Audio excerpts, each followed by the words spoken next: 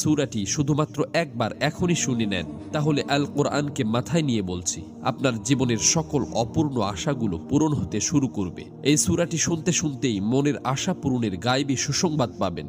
আপনার আশা যত বড় ও কঠিনই হোক না কেন, তা আল্লাহর দরবারে মঞ্জুর হয়ে যাবে ইনশাআল্লাহ। প্রিয় দর্শক, আল কোরআনের এই সূরার পাওয়ার ও কার্যকারিতা এতটাই বেশি যে এই দিকে আপনি সূরাটি শুনবেন আর ওই দিকে আপনার অন্তরের মাকসাদগুলো পূরণ হতে শুরু করবে। দীর্ঘদিন থেকে আটকে থাকা কাজগুলো সঠিকভাবে সম্পন্ন হবে। আপনার আশা পূরণের পথে সকল বাধা ও প্রতিবন্ধকতা দূর হয়ে যাবে ইনশাআল্লাহ। আপনার অশান্ত হৃদয় শান্তিতে ভরে উঠবে। আপনি মানসিক শক্তিতে বলীয়ান হতে শুরু করবেন। সকল দুশ্চিন্তা ও পেরেশানি খতম হয়ে চতুর্দিক থেকে সুখের বার্তা পেতে থাকবেন।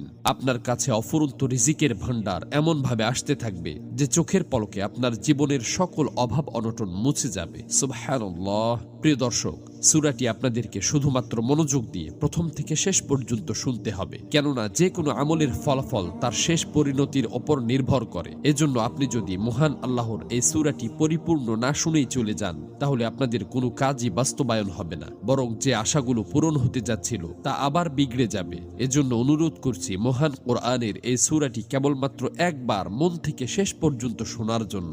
আল্লাহর কাছে দোয়া করছি, হে আল্লাহ, যারা ধৈর্য ধরে আপনার সুমহান ফজিলতপূর্ণ এই সূরাটি শোনার জন্য অধীর আগ্রহে বসে আছে, হে মালিক, আপনি তাদের মনের সকল তামান্না ও চাওয়া পাওয়া গুলো পূরণ করে দিন।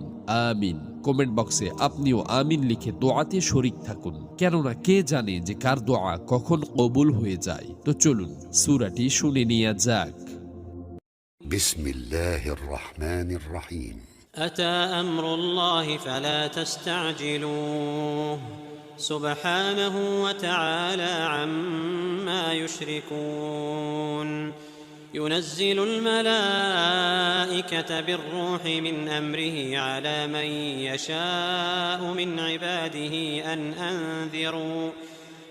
أنذروا أنه لا إله إلا أنا فاتقون خلق السماوات والأرض بالحق تعالى عما يشركون خلق الإنسان من نطفة فإذا هو خصيم مبين والأنعام خلقها لكم فيها دفء ومنافع ومنها تأكلون ولكم فيها جمال حين تريحون وحين تسرحون وتحمل أثقالكم إلى بلد لم تكونوا بالغيه إلا بشق